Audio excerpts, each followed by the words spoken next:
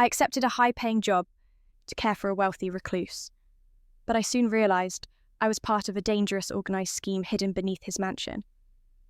Now, with the Internal Security Service closing in, I've discovered that the prohibited substances in his lab were just the beginning of a nightmare I might not survive. The antiseptic smell of St. Jude's Hospital clung to my clothes like a second skin, a scent I used to associate with purpose, with healing. Now it just smelled like the echo of my failure. My mother, bless her tired soul, was gone. 2 years of grueling chemotherapy, relentless debt, and the crushing realization that even working double shifts as a registered nurse wasn't enough to keep the wolves from the door. The savings dried up faster than water in the desert. I was 32, drowning and utterly alone in this vast, indifferent city.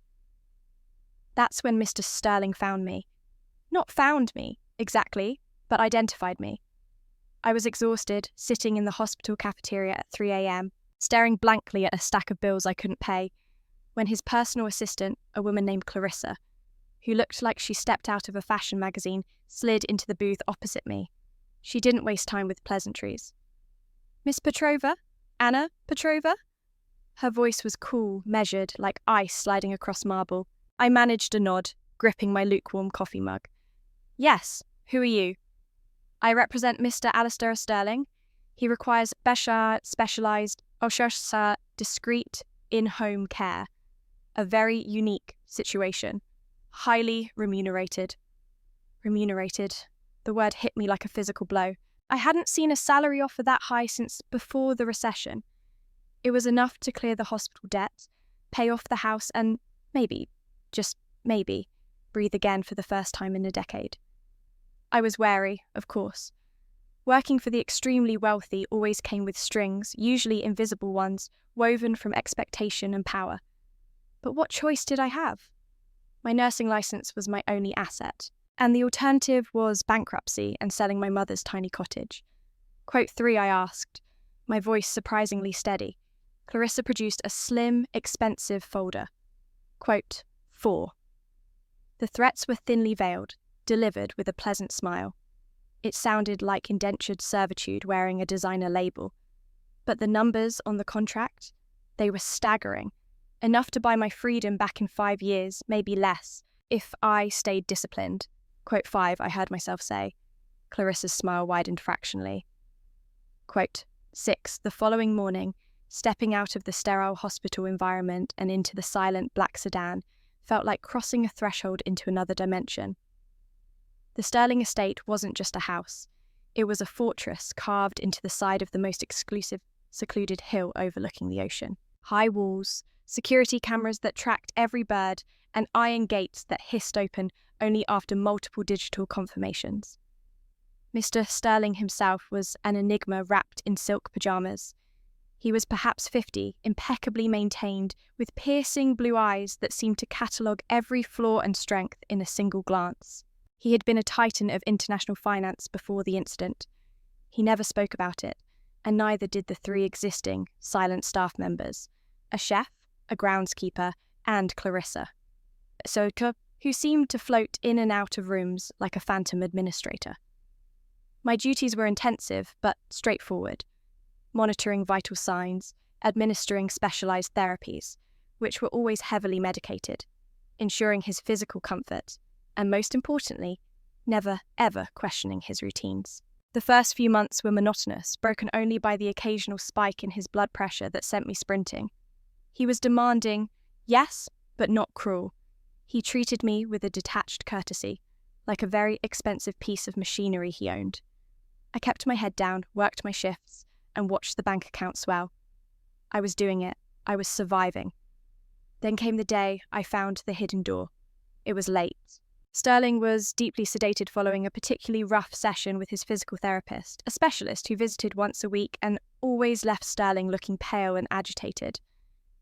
I was doing my final rounds in the main wing, checking the environmental controls, when I noticed a faint seam in the mahogany panelling behind his reading chair. It was almost invisible, perfectly flush. Curiosity, the oldest and most dangerous nurse's ailment, got the better of me. I pressed along the seam, following a tiny indentation that my fingers registered before my eyes did. With a soft, almost imperceptible hiss, a section of the wall slid inward, revealing not another hallway, but a narrow, descending staircase made of cold, unpolished concrete. The air that wafted up wasn't the sterile scent of the manor. It smelled metallic, dusty, and faintly of ozone. My heart hammered against my ribs. This was outside the scope of my contract. This was not medical. But the sheer secrecy of it, the elaborate measures taken to hide this beneath an electronic lock and a seamless panel, pulled me forward. I reached for my phone to use the flashlight, hesitated, remembering the ironclad confidentiality clause, and instead used the dim, emergency glow stick I kept in my medical kit. I descended perhaps 20 steps. The staircase opened into a vast subterranean space, dimly lit by emergency strip lights. It wasn't a panic room. It was a fully equipped professional-grade laboratory. Steel tables, banks of humming servers, strange conduits running everywhere, and at the centre of it all, secured behind thick, reinforced glass, was a containment unit. And inside that unit, something was moving, something that looked distinctly non-human. As I crept closer, trying to reconcile this clandestine research facility beneath the mansion of a supposedly ailing financier, the main server bank suddenly flashed red. An alarm, silent to the house above, was screaming in this bunker. And then, a voice, not Sterling's, sharp and synthesized, echoed through the chamber. Containment, breach, imminent. Security protocol Omega initiated. Subject designation, 7, activated.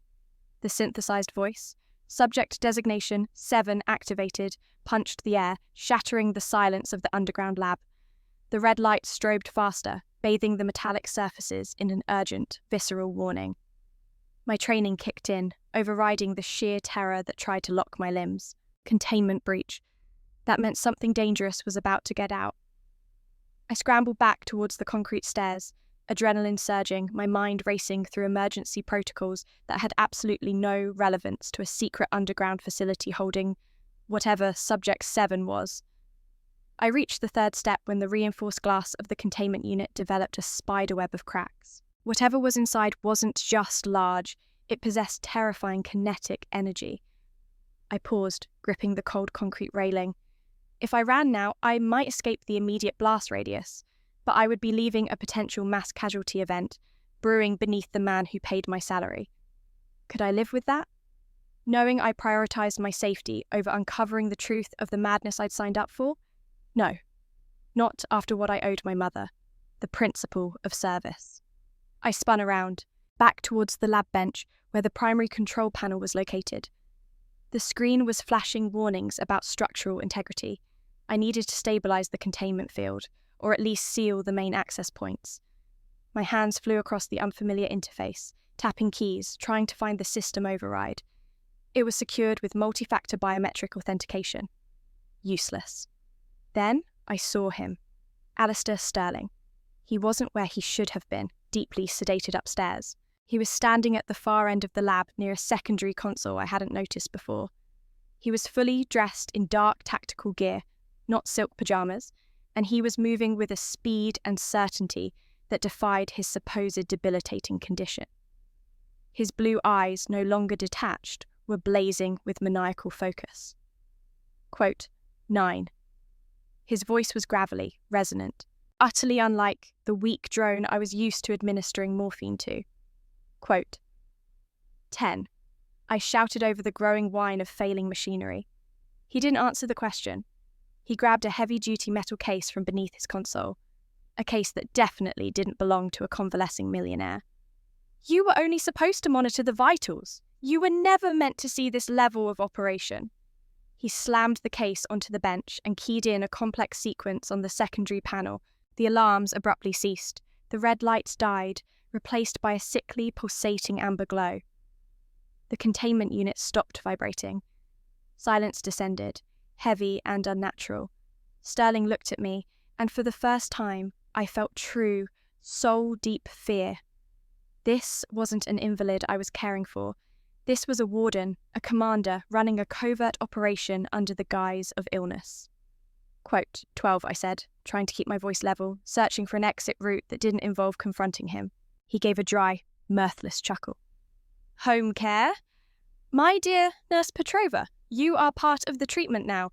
You were vetted for your competence, your discretion, and, crucially, your mounting debt.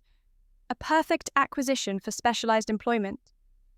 He opened the metal case. Inside wasn't medical equipment or even conventional weaponry. It was filled with dozens of small, vacuum-sealed glass vials containing a shimmering, iridescent liquid, the exact same color as the faint residue I'd sometimes seen on the tips of Sterling's syringes during therapy sessions. The incident 3 years ago wasn't a malfunction, Sterling continued, picking up one vial with surgical precision. It was a successful extraction. Subject 7 is simply the unfortunate biological casing left behind. This, he gestured to the vials, is what matters. This is proprietary biological enhancement. And you, Anna, you've just witnessed the processing stage. My breath caught. You're not sick. You're synthesizing something. I am funding my retirement, Doctor, or rather, I was planning to, until you decided to play archaeologist. He took a step towards me, the tactical gear suddenly seeming very real, very dangerous. Now, you have a choice. You can either become a permanent, silent resident here, helping me catalogue the next batch, a much larger compensation package, I assure you, or you can be disposed of as an unavoidable security risk. Before I could process the horror of either option, the main door to the underground lab, the one leading back up into the mansion's service corridor, burst inward with a deafening crash. It wasn't Clarissa. Standing silhouetted in the doorway, flanked by 2 imposing figures in black uniforms that looked far more official than anything the Sterling household employed, was a woman I vaguely recognised from a news brief years ago, a lead investigator for federal inquiries into misappropriated bioresearch funding. Alistair Sterling! The woman's voice boomed, amplified by the acoustics of the bunker. The internal network flagged an unauthorized system boot in this sector. We have confirmation. You are surrounded. Drop the contraband and step away from the subject. Sterling's eyes darted between the armed federal agents and the vial in his hand. He smiled, a truly terrifying expression of utter defeat mixed with defiance. He didn't drop the vial. Instead, he hurled it, not at the agents, but directly at the containment unit door, where the crack was still visible. As the glass shattered against the weakened barrier, the amber lights flickered violently, and the low thrumming started again, louder this time, deeper, vibrating up through the soles of my boots. Subject 7 wasn't stabilized, it was being released. The shattering of the vial against the containment unit acted like a detonator. The amber lights died instantly, plunging the vast lab into absolute darkness, save for the faint beam of my emergency glow stick, which I dropped but thankfully hadn't broken.